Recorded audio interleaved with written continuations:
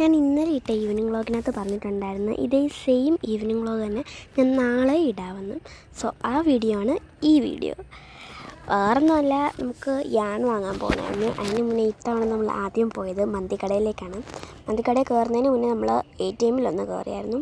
ATM കയറിയിട്ടാണ് മന്തിക്കടയിൽ പോയത്. നമ്മൾ മന്തിക്കടയിൽ പോയത് ശരിക്കും പറഞ്ഞാൽ ബോബാറ്റി കുടിക്കാൻ വേണ്ടിയിട്ടാണ്. മന്തി നമ്മൾ ഓർഡർ ചെയ്തിട്ടാണ് ബോബാറ്റി ഓർഡർ ചെയ്യാൻ വേണ്ടി പോയത്. സ്ട്രോബെറിയുടെ ബോബാറ്റിയാണ് ഓർഡർ ചെയ്തത്. പിന്നെ ബിസ്കഫിൻ്റെ ഒരു കുഞ്ഞ് കേക്കും ഉണ്ടായിരുന്നു.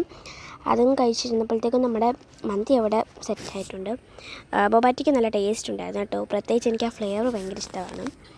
ബോബാറ്റി എല്ലാം കുടിച്ച് കഴിഞ്ഞപ്പോഴത്തേക്കും നമ്മുടെ മന്തി റെഡി ആയിട്ടുണ്ടായിരുന്നു.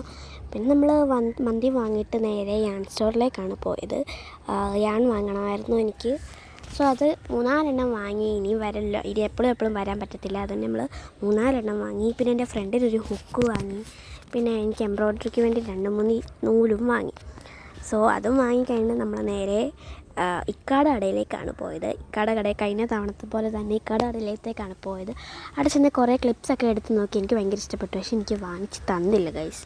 പിന്നെ നമ്മളൊരു നെയിൽസും എടുത്തിട്ടും അവിടുന്ന് ഉമ്മച്ചിക്കടയിലേക്കാണ് പോയത്. ഉമ്മച്ചിക്കടയിൽ കയറി 2 ലേസ് എല്ലാം എടുത്തു. ചായ എല്ലാം കുടിച്ചിട്ട് നമ്മൾ നേരെ വീട്ടിൽ പോയി. അന്നേരപ്പോഴത്തേക്കും 6 മണി ആയിട്ടുണ്ടായിരുന്നു.